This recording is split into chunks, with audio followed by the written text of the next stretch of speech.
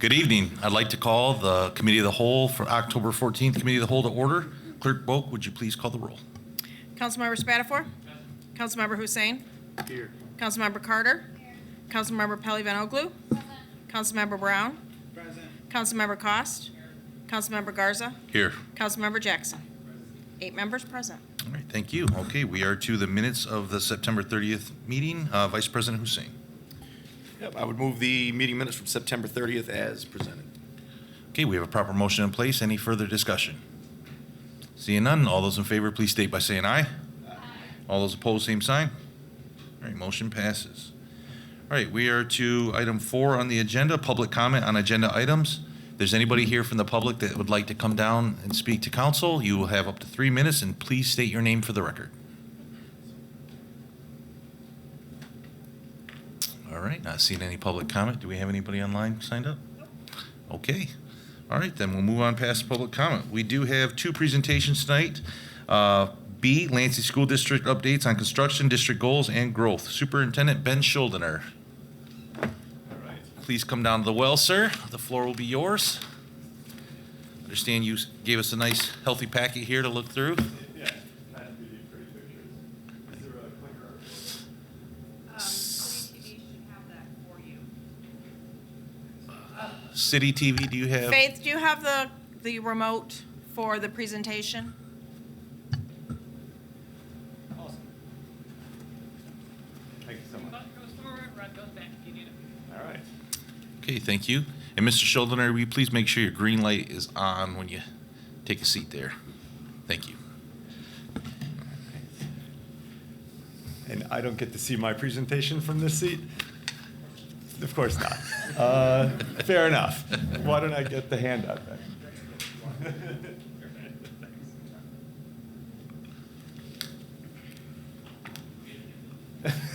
So they tell me. Well, good evening, everyone. It's a real honor and privilege to be here. I spoke to the council 3 years ago, and it's really quite wonderful to be able to come back and speak to you. I appreciate the invitation. I would certainly say please feel free to invite me whenever you want, although I think once a year would be nice, maybe rather than once every 3 years, because this district is really doing a lot and is really moving forward. And it's something that I hope that everyone on council should be proud, regardless of your political beliefs. The idea that a great public school district is important for the community is something I think everybody holds dear. And so I was really just honored to be asked to share some of the updates. Hopefully you've been traveling around town and seeing the kind of incredible building and growth that's happening, but there's some things that you might not be able to see from the street level, and so I wanted to make sure to do that. So the first page you can see is this is just a kind of building updates on capital projects and academic success. So the first picture you'll see is Averill. As you probably remember, it was very hot this year. Something that's really important with schools is to air condition buildings. Sadly, the Lansing School District, like many school districts, have older buildings that do not have central air or really any air conditioning, and that's just unacceptable for our children, for our staff, and for our community.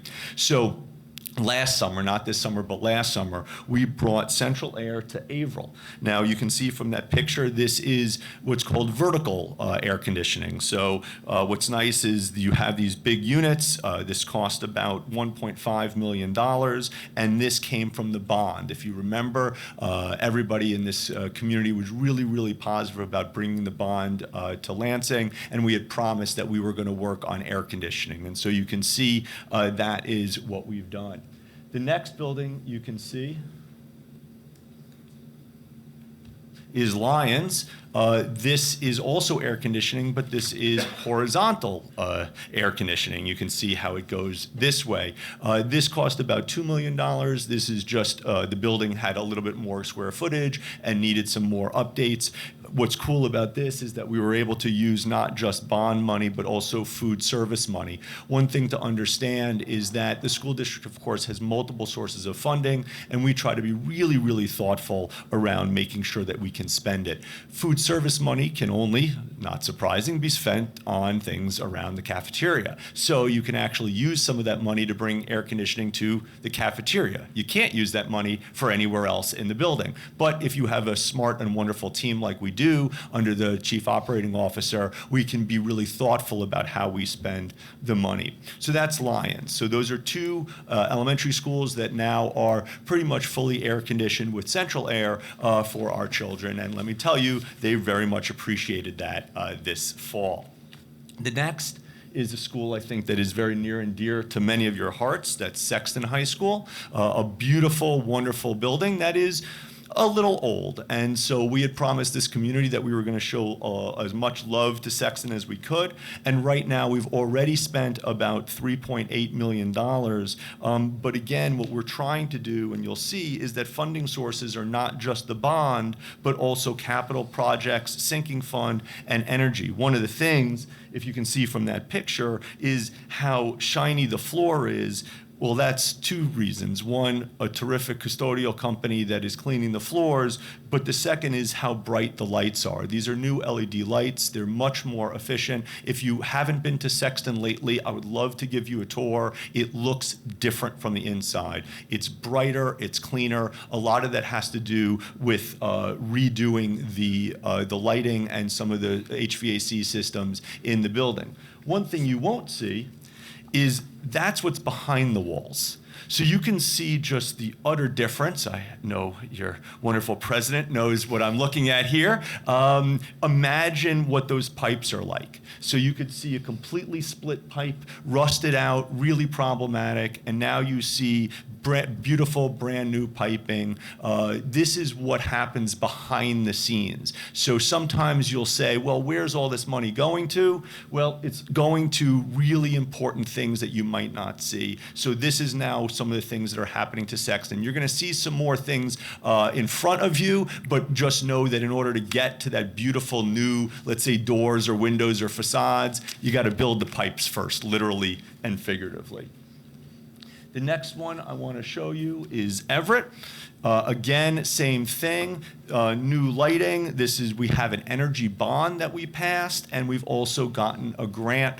We're going to be working heavily on LED with Everett, and the good news, and this is thanks to some wonderful money from the state, big shout out to Sarah Anthony for writing in the budget a $2.5 million grant, because we have to redo the track at Everett. If you've ever been to the Everett track lately, it's really not doing well, and so that money we're going to probably start building in the next couple of months with the hope that we can get it done in about a year. But the big one right now is redoing the lighting at Everett using our energy bond, which we passed a couple of years ago, that really allows us to put money into not only efficiency, but also to save money in the long run. Now, the bigger projects. We've got Willow. Willow is a really fascinating thing that I am just thrilled to share with you. I'd love to give you a tour. Willow has a brand new concept for the city, and this is going to be a campus model.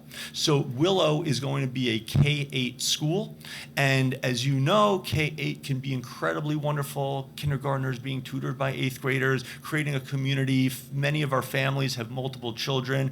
Being able to bring a 1st grader, a 5th grader, an 8th grader, or to the same building helps with transportation. But we also understand that 7th and 8th graders and older kids might not necessarily always want to be around kindergartners and 1st graders. So what the campus model is with Willow is there's going to be one main building, and then there's going to be a building for the K2, 3-5, and then the 6-8. So what you'll see from Willow is these multiple buildings across the campus where we're also then using the entire space to be a learning environment. There's a lot of theory behind this. There's something called blue zones, where you're asking people to walk more, uphill, downhill. We're creating really fun spaces on the grounds. Each of the pods are gonna actually have amphitheaters, so teachers can take them outside and they can teach them there, but they can also have group learning. They can have, the whole pod go outside and, hey, 6th, 7th, and 8th graders, let's all do something together. It's really, really special, and certainly please drive by it. The walls are already up. This is a picture of the board taking a tour this Thursday.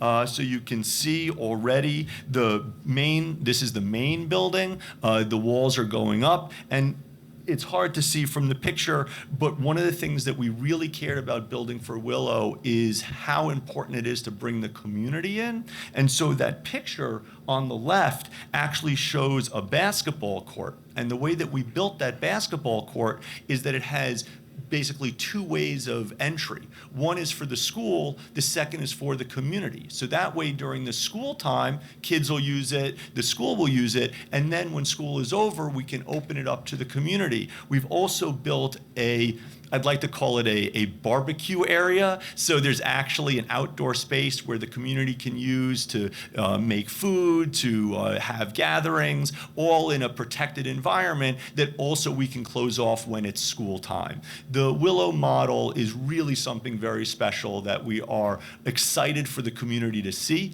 This is typically done in kind of west and southwest areas where the weather is a little nicer. So it will be interesting to see, what happens when it snows. But I will tell you, if you've ever been around an elementary school when it snows, the kids cannot wait to go outside.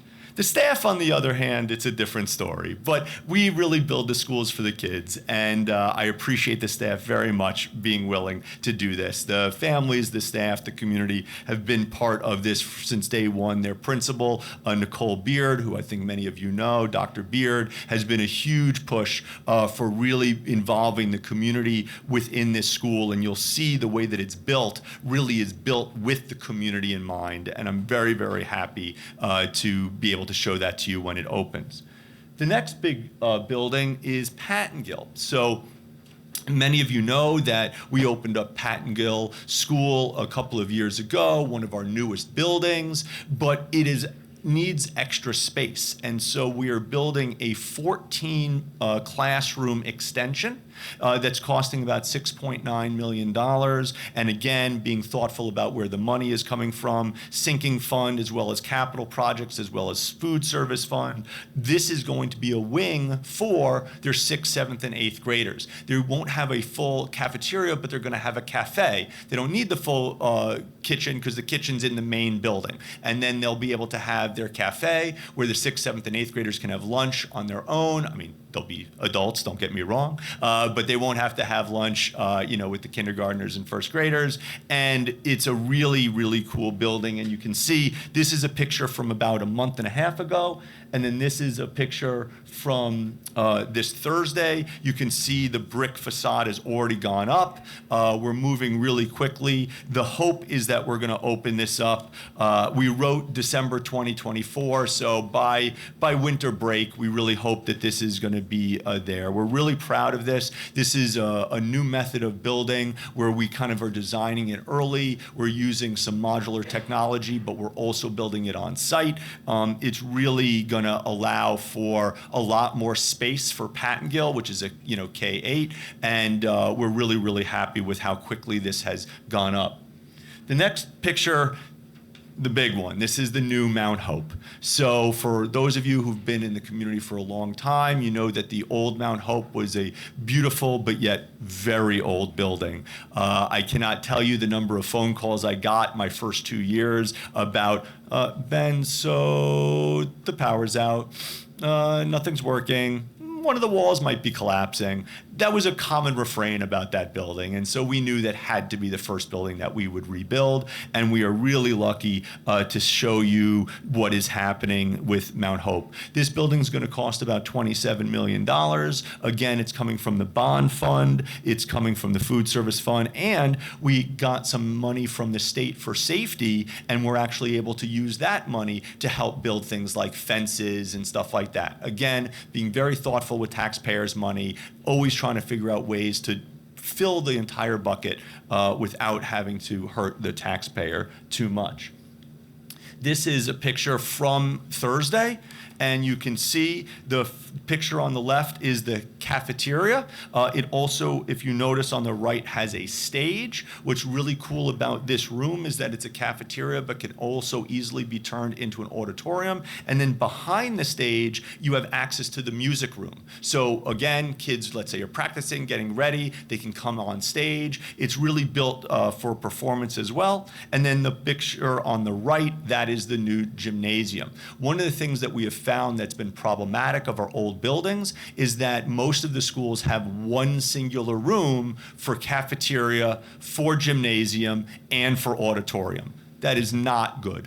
It allows for less PE time. It allows for less eating time. It allows, of course, for less performance time. So as we build these new buildings, we're really thoughtful about having separate spaces for eating and for the gym, which allows us to have PE and all sorts of sports programs throughout the day. And of course, it allows us to use the cafeteria as well. Some other really fun things that are happening in the district. This is Gardner. Now, if you notice, the room on the right is a brand new pre-K room. This used to be like a loading dock or a storage bay, and really within the summer, we were able to convert it to a brand new, beautiful GSRP classroom. And just, again, as a reminder, we're the first and only district in the entire state that has truly universal pre-K. We have over 500 students in our pre-K program, and it has been really wonderful, and we have been expanding our pre-K throughout our schools. You'll also notice a new a new playground, and then new concrete flooring. There's also, which we haven't put in here because I don't want to steal his thunder, is that Chuck Block, who is somebody very much into running in this community, donated money for a brand new track at Gardner, and we're going to have a grand opening for that in a couple of weeks. So I want to thank Mr. Block for that. And again, healthy living, healthy working, healthy schools, all very, very important to what we're doing.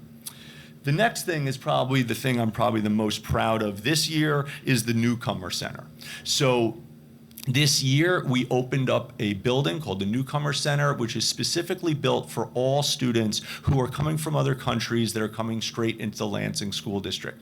You could imagine if you were living in Syria your whole life or Afghanistan, that coming into Everett High School might be a little bit of a shock. But the way that school districts tend to do is they just welcome you and say, hey, how you doing? And send you straight into school.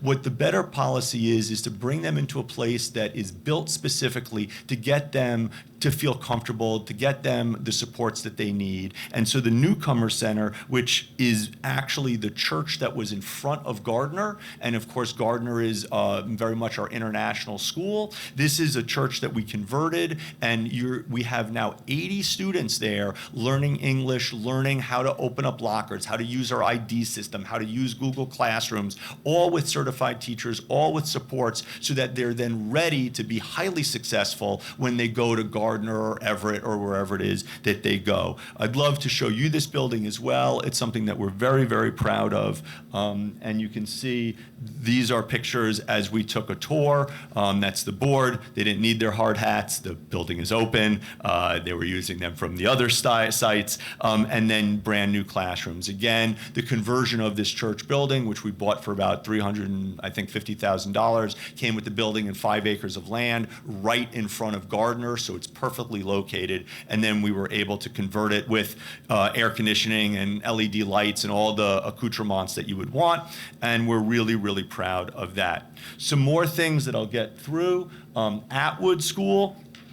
Again, we're going to a K-8 model. We find that to be very, very helpful for our schools. It allowed us to shut down some of our very small elementary schools that were not bringing in kids, that were also in buildings that weren't doing very well. I thank Mr. Swope behind me for taking one of those buildings, but I do appreciate that these buildings are older, don't have central air, and so why not move kids into a building that can really, really serve their needs? But the problem, of course, is that when you combine an elementary school with a junior high school to create a K-8, they're not really built for that. They don't necessarily have a separate cafeteria and gymnasium, just like we were talking about. So what you see here is the brand new gym that's being built for Atwood. It should be done by Christmas time. That's our big hope. And then the other picture that you see is a brand new cutout for the buses. This building and many of our buildings used to have buses that lined up on the street. Not necessarily safe, doesn't help with traffic, isn't great for kids. So we've now built a new cutout where the buses can come onto property and then safely bring the kids to school and let them come on. So the Atwood gym should be done, I'd like to believe, by winter break. And certainly, again, I'd love to give you a tour of that. The next thing to share is the work we've been doing at Hill. The first time I ever spoke to this illustrious committee, somebody asked me about career and technical education.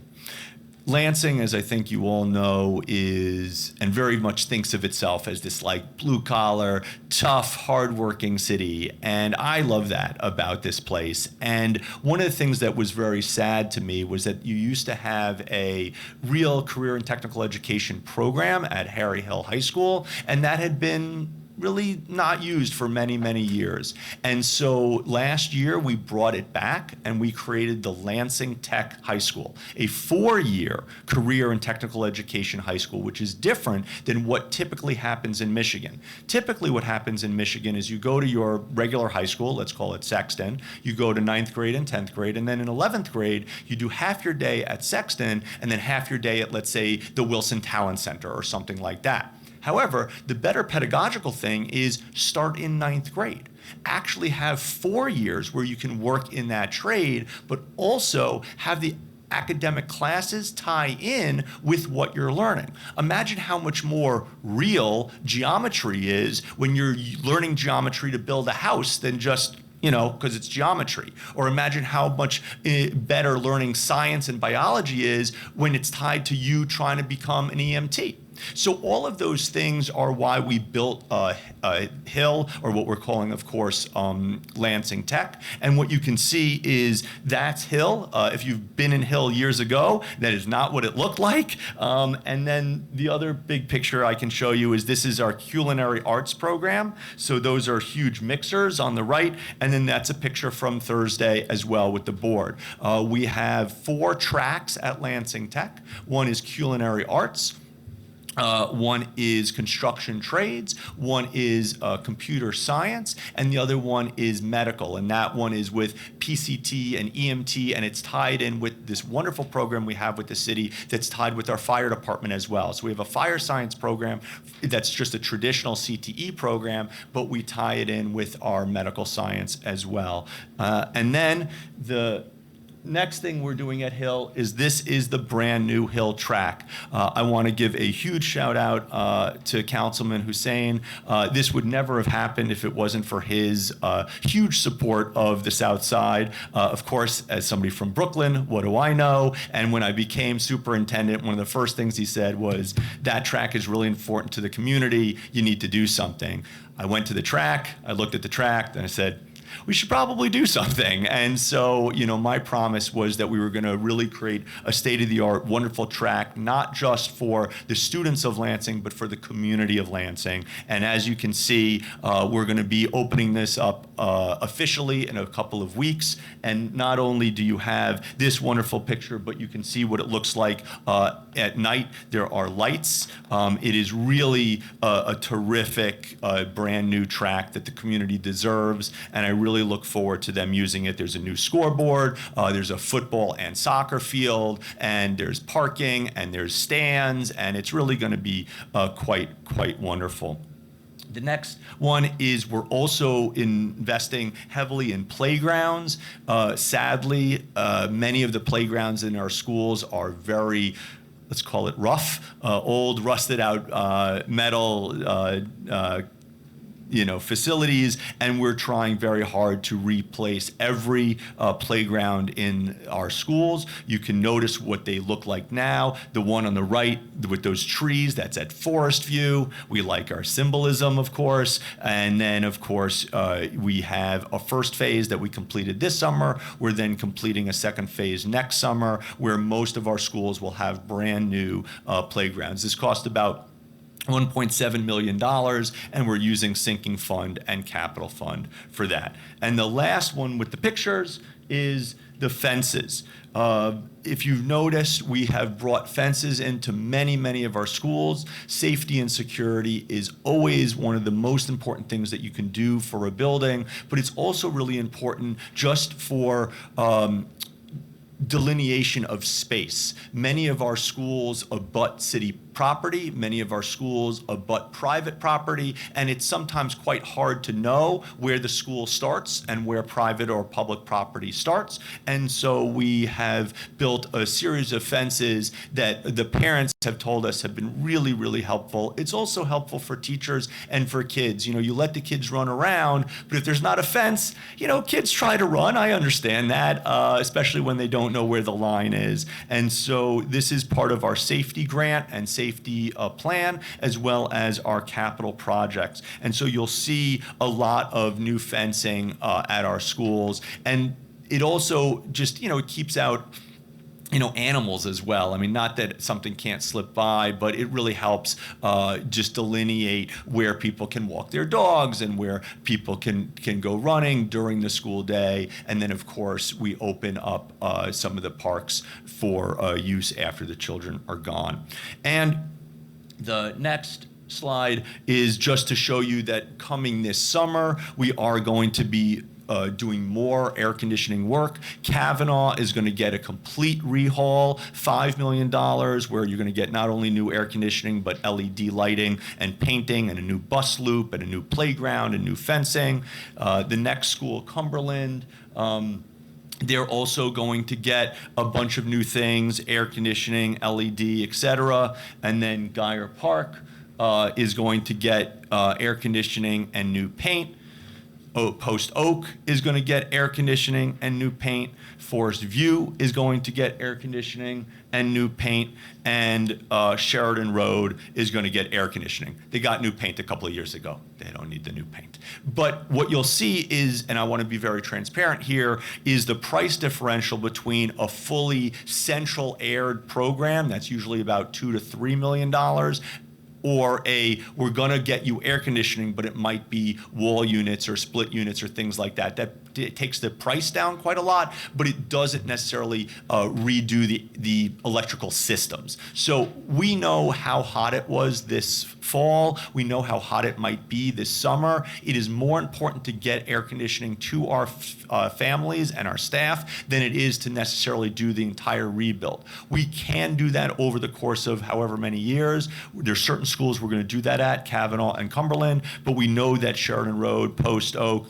Geyer, it gets really hot, and they deserve to be cool, and so we are going to bring in wall units as quickly as we can, with the hope that by the summer they will have it. So that is the presentation on the facilities.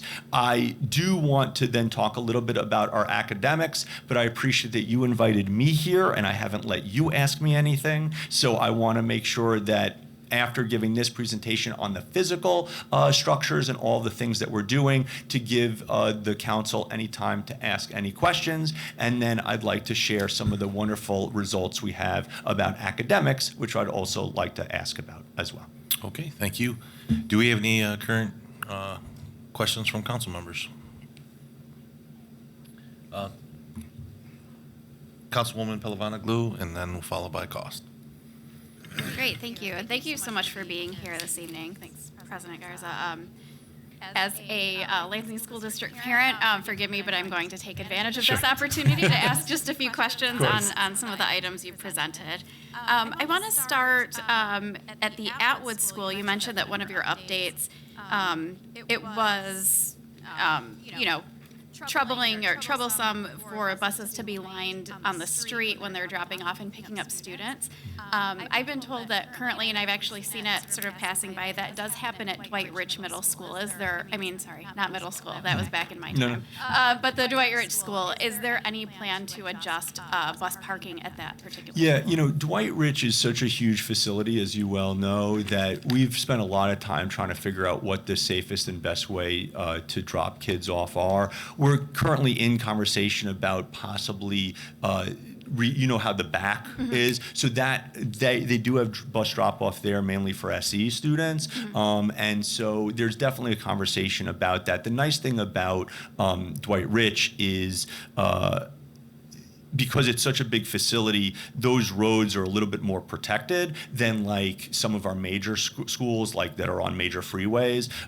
But we always are looking, the plan is, we hope, is to take everything off the street. Right now with Dwight Rich, there is some conversation about doing some more with the back, but school buses do go there, but it's mainly the special ed buses with the back entrance. So I know we're talking about it, but there is not a plan right now. What I'm hearing as a parent is maybe that is something that you would like us to move on quicker, which I'm happy to bring to our COO. Thank you. I will say years ago, most of the bus drop-off and pickup was in the back of the building, so maybe that's something that could be revisited. Yeah, absolutely. My next question is on the newcomer center, and I think it's a wonderful idea to acclimate students to the school district.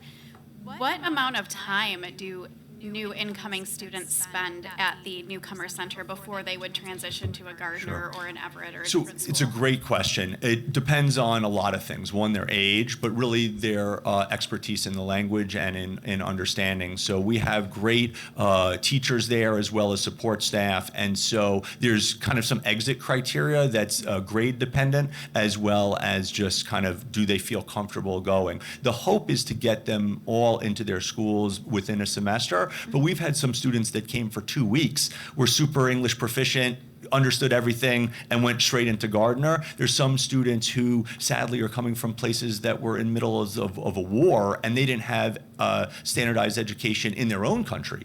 So it's time dependent and it's skill dependent, but the hope is to really move as many of the students out within a semester or a year. With high school, it's also credit dependent, so we're able to provide them with, let's say, math credit or English credit. So if they get that, then it's a little bit easier. But the hope with everything we do is that each individual child is treated by what they need, and so that's why it's hard to give you like a direct answer, but that's how we would do it. Okay, thank you. The next two are kind of related. The first is more of a comment. The fencing around the schools. My youngest student attends April Elementary, and aesthetically, it's more pleasing. Just to approach the school, it just sort of brings up the aesthetics of the building. So thank you for putting the fencing. I know it serves a lot of purposes. But sometimes, I know I have heard about playgrounds at some of the schools, and sometimes you have a public park or a city park that's almost right next to a school, and so we kind of get questions about playground equipment that isn't from the city. How many more schools are slated for that phase 2 completion in 25 for the updated playground? Almost all of them. So, our hope is by the end of this coming summer is that all of our schools will have at least some brand new equipment. It'll be a little bit different if we're doing some major construction over that summer because you don't want to put it in and then tear it out. But no, our hope is that almost all of the schools by the end of this phase will have some sort of new equipment. And to your point about the land that's abutting, it's really important, and that's why we need to delineate, because I think sometimes communities, families, and even schools will say, oh, that's it. And then, of course, one of the concerns we've had is you have people in a park, which they have every right to do, and you have then 5-year-olds right next to them, and there's no way to really kind of separate out during school time, right? And so, our hope is that every school is going to have at least some sort of new playground facility by the end of this coming summer. Okay, thank you. That's Of course. all I have. Councilman Cost? Thank you, President Garza. Thank you, Ben, for being here. So I appreciate all the work that's being done at all these schools. I live near Fairview, or I'm sorry, Pattengale, so we see the construction. I had a question on Sexton. I see 3.8 million now. In 2014, the JLL study for renovation costs was 44 million for that building. How close are we in 10 years to hitting that number? Are we, or was that cost changed? Well, so whatever study was done, and you said 2014, I Yes. mean, I'm not sure if that was, to bring it completely up to brand new renovation or to redo the entire building. What we're looking at is to preserve the historic nature of Sexton and to bring it up to what we find to be kind of modern standards. What does that mean? It's hard to define. We just want to continue to bring in more and more money to Sexton to make it great. In the next couple of years, we're going to be redoing the doors. We're going to be redoing the hallways. We're going to be redoing classrooms. So does that mean that we're going to completely redo the electrical system? I don't know, right? Because right now, we're really trying to go just piece by piece. One of the things I really would love to do is redo the entire auditorium. It's a beautiful auditorium. It could be redone. Is it usable? Yeah. So those are the kind of the kind of give and takes. But my hope is to bring Sexton, to the great heights that it deserves. Now, if this wonderful city wants to give us another bond, specifically for $50 million for Sexton, I wouldn't say no. But the study from 2014 is something that our current bond and construction people are not necessarily using as their guide. They're using basically an assessment that they did in 2021 around the needs of plumbing, electrical, classes, et cetera.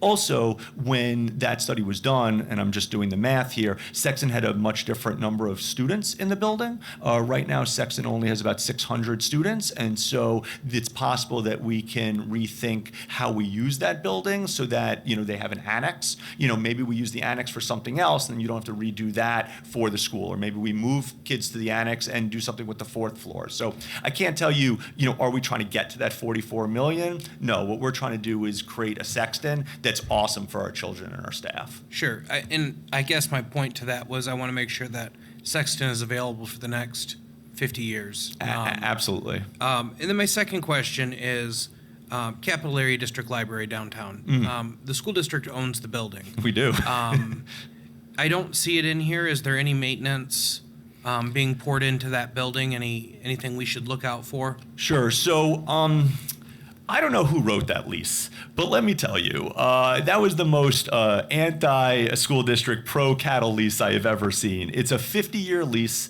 and they get the building for $10 a year. The way that it works is that they're our tenant.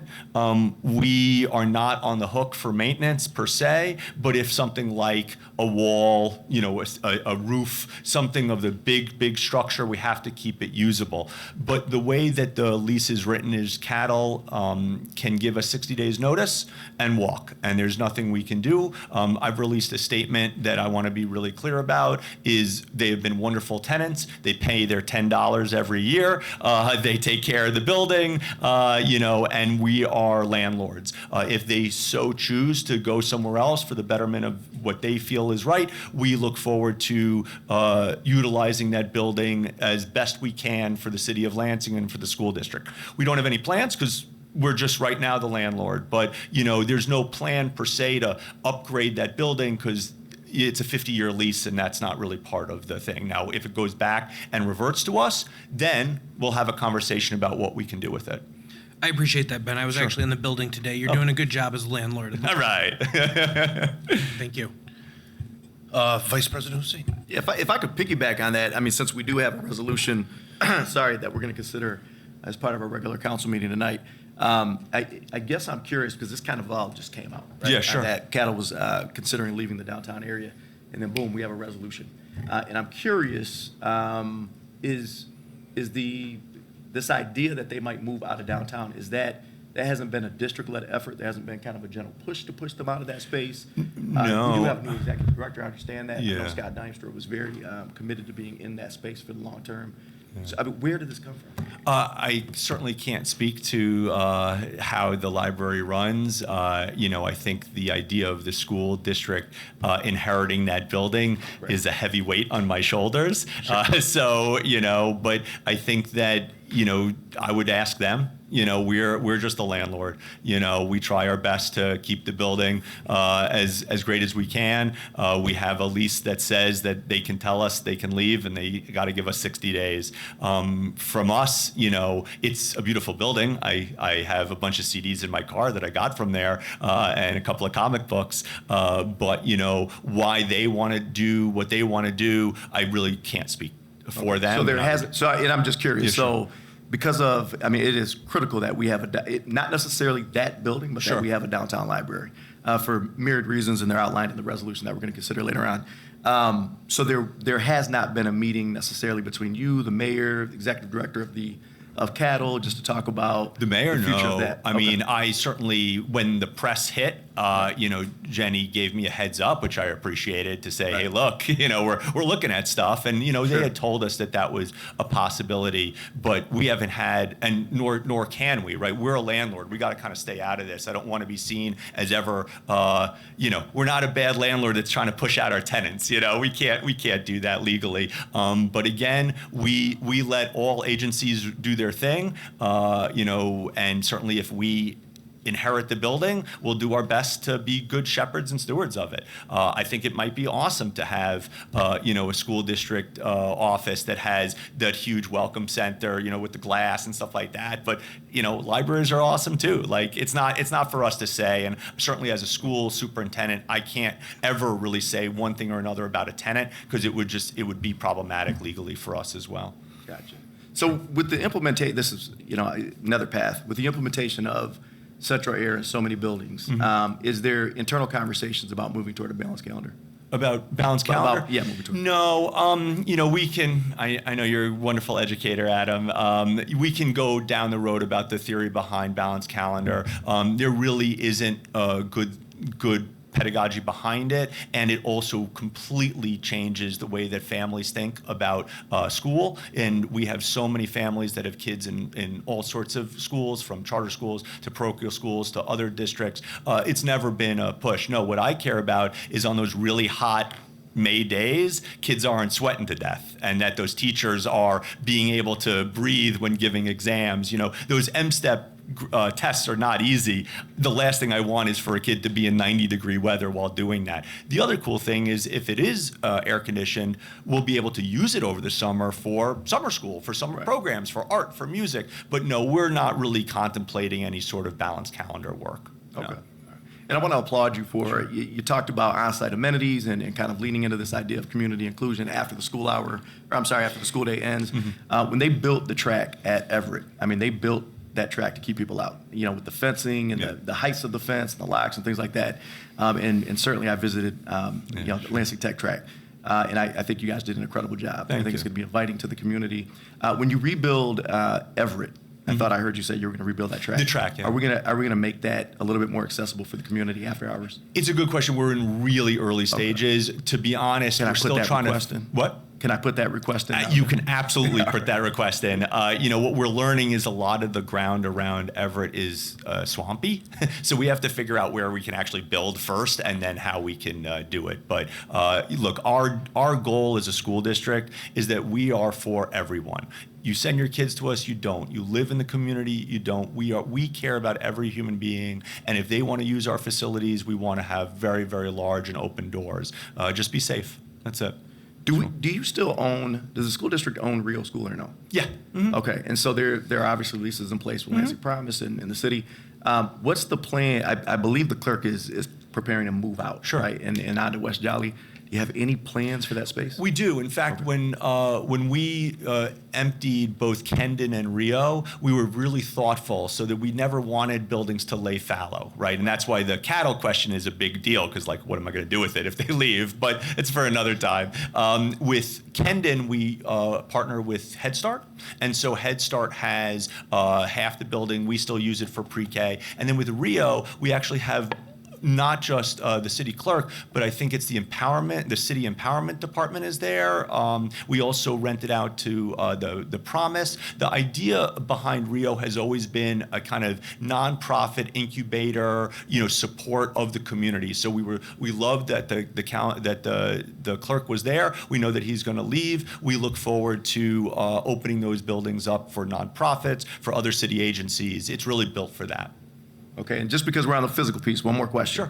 Sure. Michigan State is looking at their College of Education, is looking at pilot schools, right? And my understanding is they are looking at potentially partnering with the Lansing School District. Yeah. And so my understanding is this would allow for professors and for education learners, or I should say, College of Education learners to actually be on site, for research to be conducted, those types of things. Are we looking at engaging in a partnership like that? Oh, absolutely. I have to give a big shout out to Dean Jackson. Orlando has been terrific. There's been a lot of people at MSU that we've really tried to bridge that gap between K-12 and higher ed. I will say higher ed takes a while to get moving, so it is a conversation. We're thinking about what a partnership would really look like. There are some theories behind basically university school district partnerships where they would bring in, as you said, professors, where they would do student teaching, things like that. So we're talking about possibly Forest View, because if you know Forest View, it's really right next to East Lansing, easy to get to. There's some thought of maybe Riddle, because it's downtown. There's a lot. It's very early stages, but look, anybody who knows me, the deal is if you want to work with our kids and help their lives get better, doors open. And so MSU's been really good about these new ways of partnership, because I think historically there hasn't necessarily been this symbiotic relationship between Lansing School District and MSU. But Okay, so- early stages, but it's happening. No, and that's fantastic. So I lied. One more question, because I was hoping you were going to say that we were considering Pleasant View. But if you remember when we first met, when you first came on board, we didn't just talk about track. We talked about CTE, and we talked about really trying to, because of the way that the Pathway Promise was kind of constructed at the time, to bring back that CTE in a really robust way in Southwest Lansing, and you've done that. One of the things that was so impressive to me is you said in that initial meeting, look, I don't know how we're going to get it done, but heck, let's get it done, right? Both the track, the CTE piece. But one of the things we talked about was the potential of even expanding that CTE from 9th to 12th to maybe even 6th to 12th. And I think there was a conversation that maybe we take Pleasant View at some point, and that kind of becomes that pre-piece to the high school. Has there been any ongoing I conversation? think we want to get Lansing Tech up and running. Right. We started with the 9th grade, now it's 9th and 10th. I think once we get a full complement of 4 years, the sky's the limit. I mean, I think there's some incredible thought between 6 through 12, even K through 12, with things like computer science and building. So, right now, I don't want to bite off more than we can chew. I think Right. the dream is absolutely CTE for everybody, or at least have the option for it. But having those the full 4-year program at Lansing Tech's the first step, and then happy to engage in the further conversation. Yeah, and if I can just put this, kind of bug in your ear, when you look at it, it was really, really misguided, I think, when they did what they did with Pleasant View. That is one of the most dense residential areas in the entire city. You got Leroy Fro, you got Carolina Flats, the list goes on and on. And it's also one of the most disadvantaged areas. And so when you talk about transformational opportunity for kids, man, we have an incredible opportunity to do something really cool at that school, and really change people's trajectory in that area. So I hope you guys keep that on your radar. Absolutely. Thank you. Absolutely. So, sorry. So I've got a few questions as well. So I'm sorry, folks out there, we're still in committee of the whole. Regarding Capital Area District's library 50-year lease, when does that expire? I think it invited 2048. 2048, okay. That's quite some time. Then. Yeah. would you, I guess my next question was going to be, would you be willing to extend that lease? I mean, I can't negotiate in public about things like that with an entity that's not here, but I would say we're always willing to have a conversation about anything. Okay, all right. And then something along those lines, with these new school buildings, I hear that there was rumors out in the community about that they didn't have plans for new libraries in these buildings.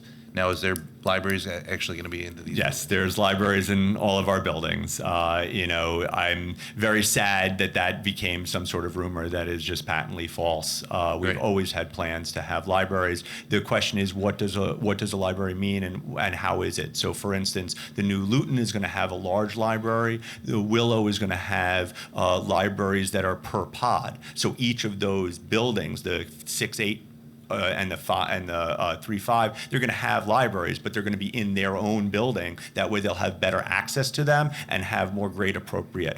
In addition, I don't know if you saw, the governor was here, signed a beautiful bill that helped support more education in the big Gardner Library. We have libraries in our schools. We certainly are big fans of libraries, and I want to make sure that everybody knows that we have libraries in our schools. We have huge books. RIF actually has donated hundreds of thousands of dollars. We give books home, and we have books at school. So yeah, and in fact, the cool thing, if you looked at the Mount Hope, is each of the classrooms actually have these little nooks that kids can go into the window and read, which is really quite wonderful, as well as having a large library, the standalone library at Mount Hope. Okay, well, thank you. And Sure. and last question's got a couple parts to it, though.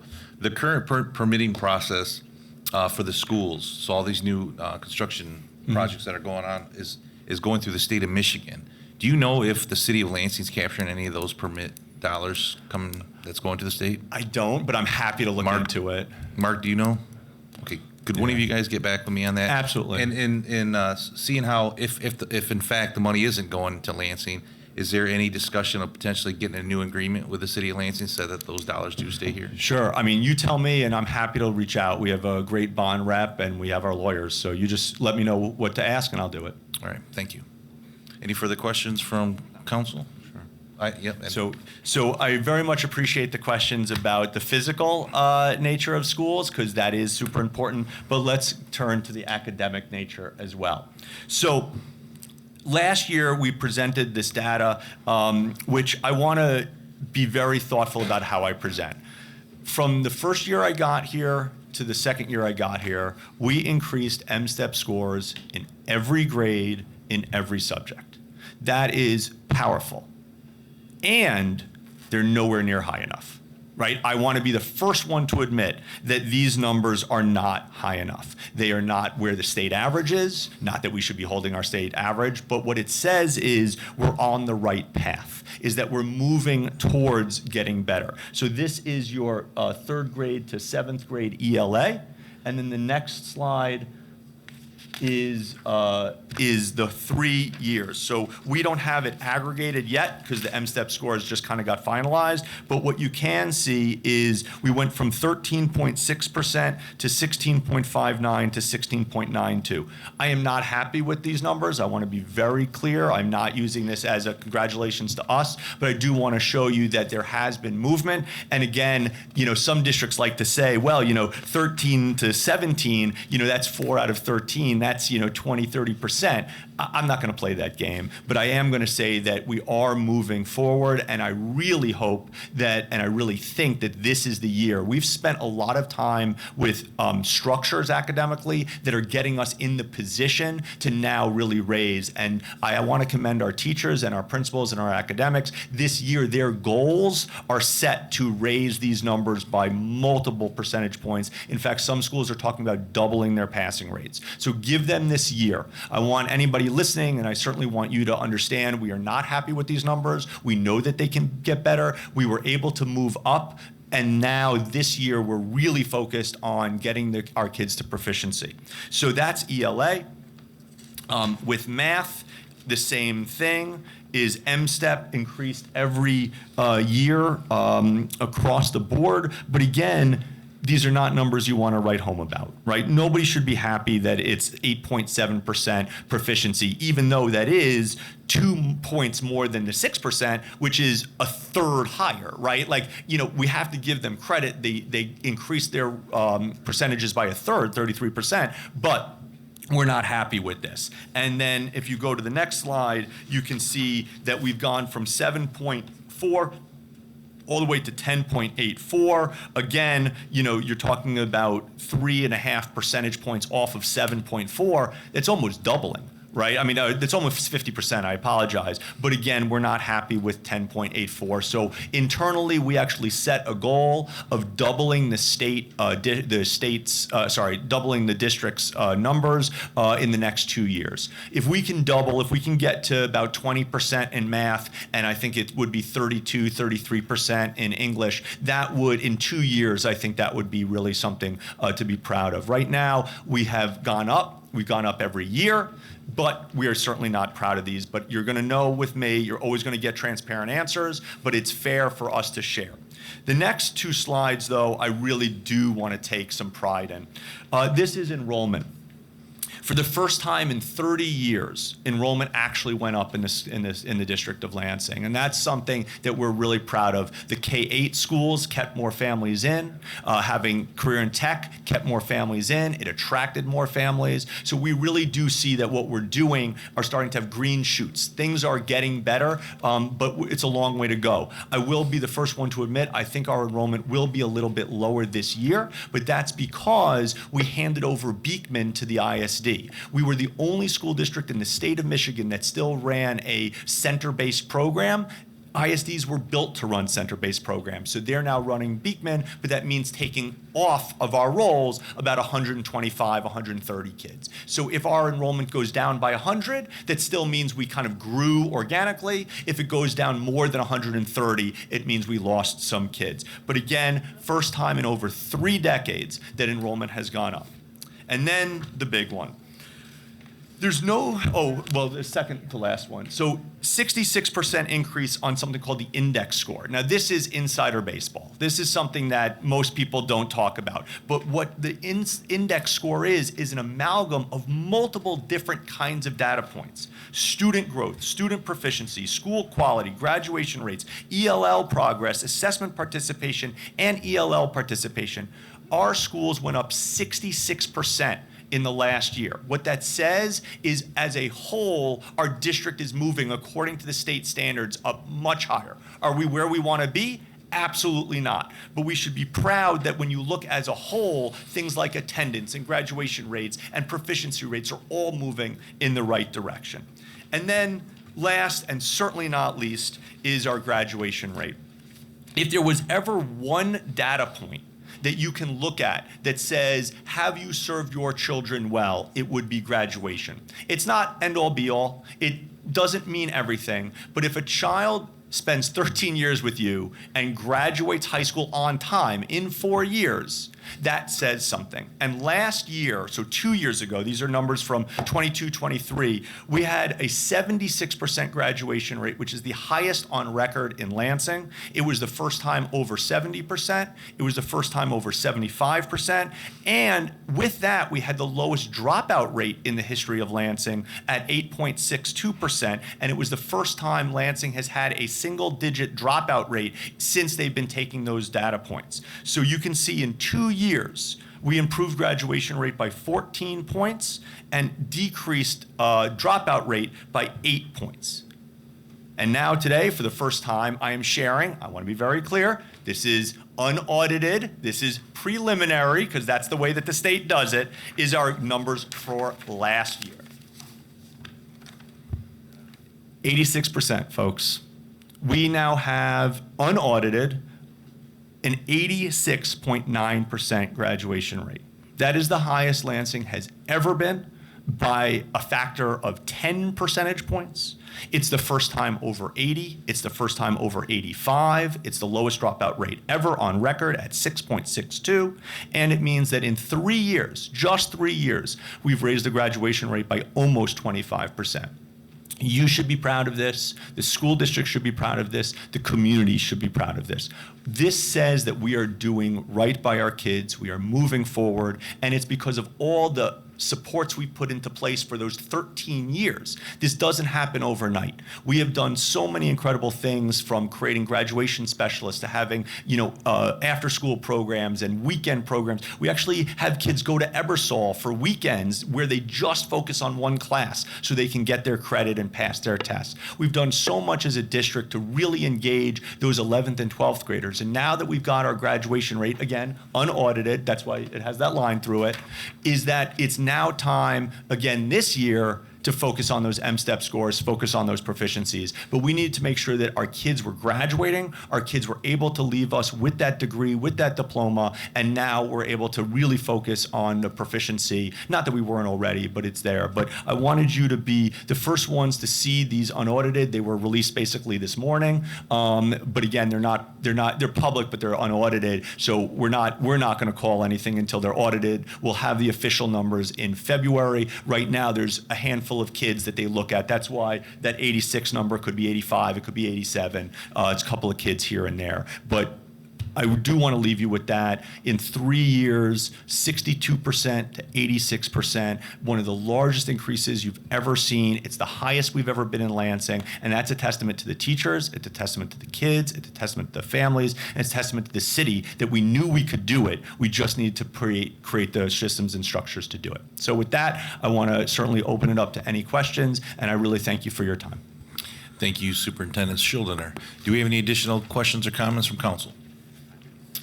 Vice President Just Duchesne? two quick ones. So Yeah, sure. when you talk about the actual achievement of students, we know that the things that we can control, right, within the district, as an example, classroom sizes, Mm-hmm. right? The number one piece in terms of importance with regard to outcomes and student achievement is the quality of the educator standing in front of the students. We know That's that.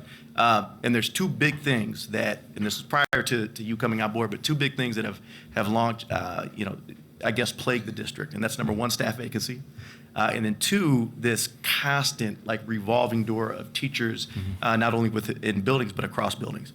And so I'm curious, number one, where are we at with vacancies? How Sure. are we doing there? So I'll answer it in two ways. One, when I got here, there were vacancies in the hundreds for teachers, which scared me to no end. And one of the reasons why was the salaries weren't where we wanted them to be. So thanks to good negotiations with LSEA, as well as the city, as well as the district, we now have the highest starting salary in mid-Michigan for teachers. And that, I think, has really attracted and been supportive. So now, today, we only have 21 classroom vacancies in the entire district, and we have 0 classroom vacancies for teachers in high schools. We have 3, I think, in elementary, and something like 18 in our K-8 junior high school world. So when I got here, it was over 100.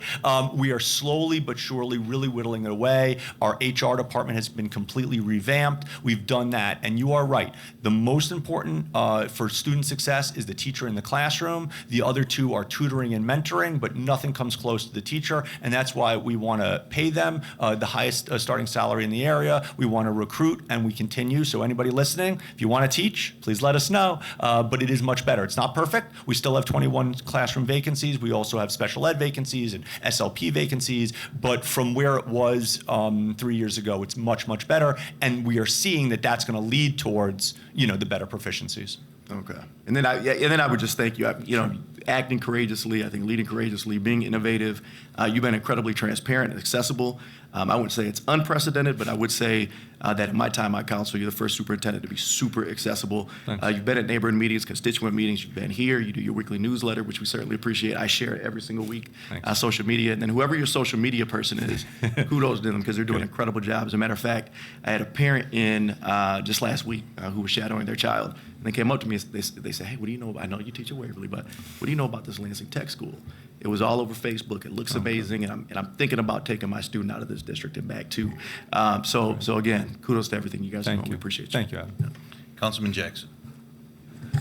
Thank you for being here. You noted small incremental improvements over the last 3 years of all measurements. I guess my question is, how does that compare, or does it compare with post-pandemic time? Because obviously 2020 was a major thing, and then you started your measurements from 21 to the end of 23 and 24, I guess, does that compare with other districts? It's a great question. I would really be juicing the books if I included the COVID year. I felt would be unfair. Where it stands is things like graduation rate and dropout rates are the highest they've ever been. Forget COVID, like ever. So we're already way above where we were pre. The testing is complicated because it's both sometimes different testing and different kids taking the test, but we are below where we were pre-pandemic for that. The one thing that we are struggling with, but making huge increases, and I didn't even put a slide on, is attendance. So when I got to Lansing, it was 70%. We're now at 84. The 84 is a little bit lower than it was pre-pandemic, but something interesting has happened. Our high school attendance is actually higher than it's ever been. Pre-pandemic, during pandemic, post-pandemic, our high school attendance is the highest it's ever been. And we actually think a lot of that has to do with putting the kids on CATA, because when they miss the yellow bus, well, how are you going to get to school? You miss CATA, there's always another one. Our elementary attendance is lower than it was pre-COVID, and what we found to be true with that is we're still having issues with school buses, and we also, and this is across the country, families tend to have an easier time to not sending their kids to schools. We're seeing that attendance in large cities, affluent, East Coast, West Coast. So it's a good question if we're ever going to, as a community, get back to the attendance rates pre-COVID, but where we are pre-COVID, graduation much higher, dropouts much lower, proficiency rates lower but close, and attendance rate lower but close. In terms of other things, we have more kids in certain academic programs. We have a lot more kids playing sports. We have a lot more kids doing after-school programming. But if you take 10, 15 years ago, no. But pre-pandemic, yeah, we have made those incremental gains. But it's a great question, because you're right. Things are different. Yeah. Hey, Councilwoman Palvanoglu. And to those that are out here, sorry, real quick, we are still during Committee of the Whole. We have one more agenda item presentation by the Lansing Clerk, and then we will take a short recess and start council as soon as we can. I will be brief with this last question. So are the increased enrollment rates, do you attribute that to offering additional pre-K options? And then the second part of my question is, and I'm sure I'm not the only person who has heard this, a lot of families feel Lansing School District, great job at elementary school, comfortable having their kids in their neighborhood school, and where a drop-off is typically between the elementary school grades and then what would traditionally be middle school grades between 5th and 6th grade. Mm-hmm. What is your plan of attack for retaining those students? So those are great questions. So the first thing is preschool doesn't count for count. So that number, the 9906, 9909, that does not include pre-K. Now, our hope, of course, is by having such a robust pre-K program, they enroll in kindergarten, and I'd like to see that, and we're starting to see that. But no, we do serve adult ed. We have the pre-K programs. That doesn't impact that enrollment number. Now, the second thing you said is 100% accurate, and that's why we've been moving to K-8s. What we found were families really liked our elementary schools. They liked going to Cumberland or Kavanaugh. They enjoyed their time, and then they started to get nervous about going to a junior high school and certainly to the high school. Now, I will say very, very bluntly, please visit our high schools. They are awesome. I want you to spend time in them because I think there is a false notion of what goes on at Eastern Everett section and now Lansing Tech. But you are right that there was this drop-off. But now with K-8, what a parent says is, well, I'm already here and I like it, so I don't need to change. So instead of seeing that huge drop-off between 3rd and 4th grade or 4th and 5th grade, we're actually not. We're actually seeing kids stay, and that's been a huge part. Now, we have to do a better job convincing the families to stay throughout, and we also have to do a better job to convincing the families that leave initially to come back and visit. And that's why coming to you and having these conversations, being so transparent and being public in the community, we know what the narrative was. We need to change that and come and see. And we really are thankful for everybody's support, and we look forward to it. But I will also say, we're going to teach every kid that's in front of us, and we care deeply about those kids. And if families choose to go somewhere else, that's certainly their right. But we want them to know that what's happening right now in Lansing is pretty special. All right, thank you. Do we have any additional questions or comments from council? I see none. Thank you, Mr. Schuldner, Thank you. Superintendent Schuldner. Okay, next on our agenda, we have the Lansing City Clerk elections. Clerk Swope. Thank you for being patient. Sorry about that. All the time. All right. Well, thank you for having me. So I'll just take the next hour or so to Perfect. talk about elections. That was a great presentation, and he is a great landlord. It's just, the building isn't exactly where I need to be, but it's going to work great for us. We will be there through this election. And we'll be talking at a future date about the move. But in terms of this upcoming election, I appreciate the opportunity to come in and talk to you. This is very high energy, a lot of people interested in this election, and a lot of new questions are coming up, and we have a lot of new ways for people to vote that I want to make sure that the community is aware of. So, as I've been saying over these past couple of years, you can vote at home, you can vote early, and you can vote election day. Starting last year, we truly had early voting as people in other states have known it for a long time. That is still relatively new to Michigan. And so this is the first major election where we have true early voting. And we will have early voting will start at 2 locations, October 26th through November 3rd, both at the Rio Elections Office, 1221 Rio Road, and the Foster Community Center. In terms of voting early, you've got 72 hours at each location where voters can come in person, get a ballot, and put it in the tabulator. And voting early is just like the precinct, where you actually put the ballot into the tabulator yourself. The difference is it's more hours, more days, but fewer locations. So you can vote at a time that's convenient for you. Just the location may or may not be quite as close to your home as what you're used to on your election day polling places.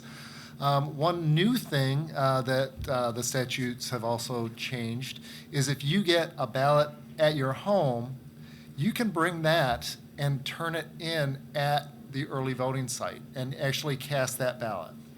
So you don't have to refill it out. You don't have to surrender that one. You can just actually vote that ballot that you've taken home.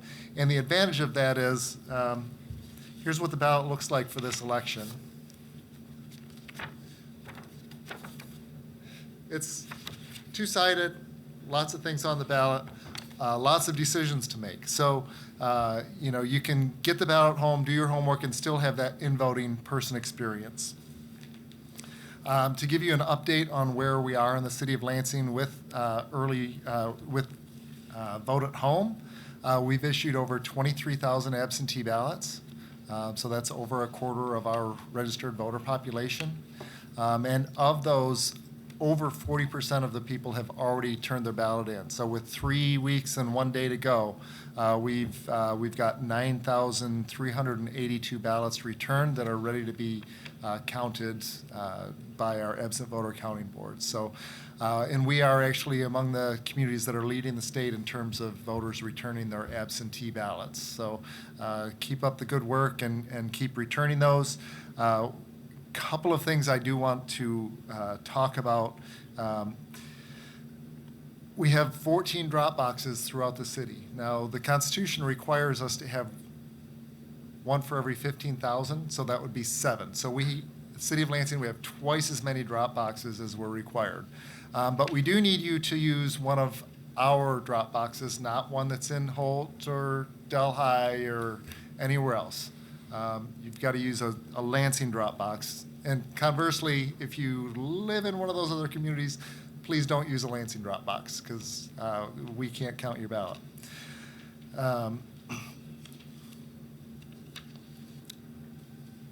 And then another thing I want to talk about is how to mark the ballot. As you know, we do have straight party voting as an option in Michigan. So a voter can mark a political party, and by virtue of doing that, it does mark all of the candidates for that party on the ballot, and then they can just continue on with the nonpartisan section. But we do have some voters who think they've messed up because they mark that partisan section, and then they also vote for candidates on the partisan section. That's actually okay, As long as you don't vote for somebody you don't want to vote for, that doesn't ruin anything. So you can vote straight party, and you can go through and mark every candidate for that party, and it doesn't mess up your ballot. It doesn't ruin anything. you can feel free to do that. You can also go through and mark straight ticket and say, for example, your next door neighbor is a county commissioner candidate and you want to vote for them, but they're not your party. You can mark a different party. And when you vote in a specific office, it does take weight over the straight party for that office. And that's especially important because we have 7 political parties on the ballot, and 5 of those parties do not have candidates for all of the offices. So even if you vote one of those 5 parties, that's not going to get you any of the county offices. So you can still vote that straight ticket and still look at the individual offices. Regardless whether you do or don't vote straight ticket, pick back up with the nonpartisan section, which is about halfway down the 3rd column, and also on the back side, which is continuing the nonpartisan and the proposals. Let's put up the souls to the polls slide if we can. So you may know that we, for several years, had been doing Souls to the Polls and Trunk or Treat at South Washington. Well, if you've driven by South Washington, there's no building there anymore. We're at Rio Elementary, and we don't have the same driveway, so our trick or treating is going to be inside of the gym at Rio School. We are going to have a kids ballot, and that is also the first day of early voting, so the adults can get a real ballot, the kids can get a mock ballot, and the kids can do their trick-or-treating. And that is from 1 to 4 on October 26th. And then, of course, the final way to vote is voting at your precinct on Election Day. Polls are open from 7 a.m. until 8 o'clock p.m. And we mail out voter ID cards, so you should have a voter card that tells you where to vote. We also included that information on, we did some newsletters earlier this year that have been mailed to every household. The ones earlier on had your polling place on there, but if you're not sure, you can call our office, call 311, or you can go to michigan.gov/vote. And we'll be making sure that we put more information out, especially the locations where we moved folks. We'll be sure get signs out. So if you're at a polling place, like the school district has torn down Willow School, they're rebuilding, we will have signs at that location to let folks know specifically where they go to vote and various things like that. So I think I covered everything I wanted to, and I'm happy to answer any questions. Okay, thank you, Clerk Swope. Do we have any questions or comments from council? Oh, my goodness. Okay, well, thank you very much. Okay, Appreciate you being here this evening. thank you. Okay, seeing no further business on the agenda, we are adjourned for about 5-minute recess, and we will be back for council.